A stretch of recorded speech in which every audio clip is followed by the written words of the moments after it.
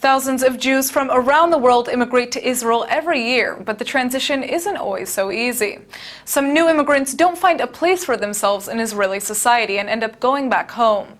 The French newspaper Le Monde asked some of its Jewish French readers to expose why some of them had chosen to give up their dreams to live in Israel. And one of the responses they received came as a big surprise. Joining us tonight is social psychologist Tal Mandelbaum Ben-Moshe to tell us about this viral story and what it's shown about Israeli society. Thanks for coming in. Thank you. So to begin, we would love to hear about this story. Tell us about it. Okay, so I'm here because I'm fascinated about Israeli society and what it is exactly that makes the world so attracted to it and so has this big focus on what's happening here. And as a social psychologist, I like to look at the people, at the society, and what's special about it. And when I saw this story on Ynet, I thought, this is great because it really gives a nice inner look about what's happening here. So just to tell you a little background about what's happening in France right now that made people want to come here, as everybody knows, there's this huge rise of anti-Semitism that's so worrisome. And 80% of Jews in France are considering immigration, many of them to Israel. And so this is something that, for French society is kind of holding up an unattractive mirror. So they were, as you said, they were sending out this call for people who come back to France from Israel to tell them their story. And then there's one response. I don't know how many people actually responded to this call, but one response was very, very interesting and did gain a lot of, there was a lot of people who read it and it went viral. So what did this person say? It's Alexander Castle. He was 17 when he came to Israel, and he kind of cynically tells how awful his experience was here, which actually he wanted to say that it was much, much better than experience in France. Here are a few things that he said.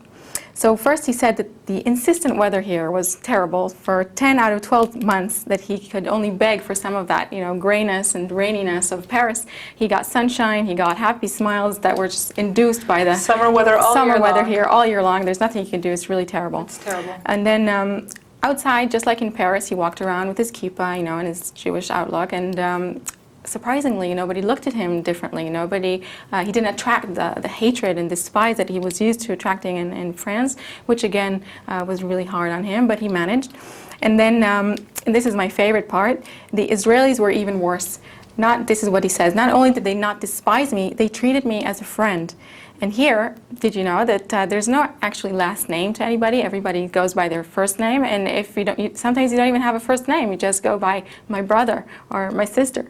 And this is something that again was very hard for him. He just missed the French etiquette and manners that are so cold.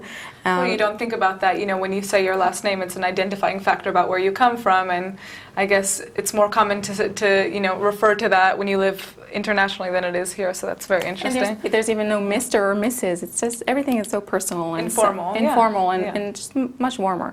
And this was my favorite part about it because it really shows how in Israeli society there's just something about it that makes you feel more at home.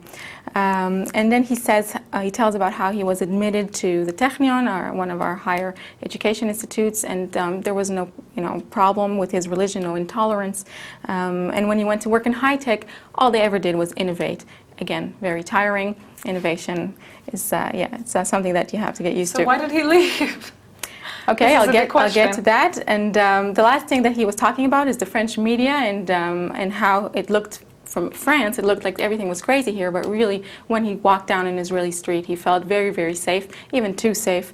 And when he read the news about the latest terror attack, he saw that they talked about a terrorist attacking people and the number of people that were killed. That was really atrocious. And then when the French newspaper came in, he saw the article that was much more balanced about how a Palestinian was killed in an attack in Jerusalem.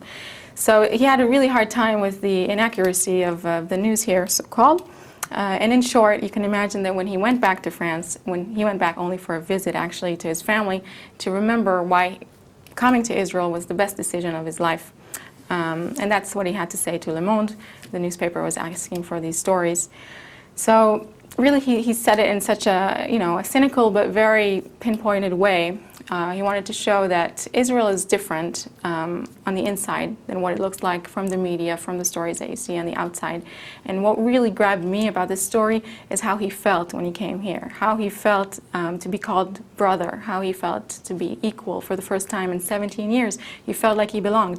And it's not like there's no differences in Israel. It's not like there are no, different cultures and different people with different mindsets and different opinions. There are. But there is something about this society that has the potential for real social cohesion, for real warmth and real stability.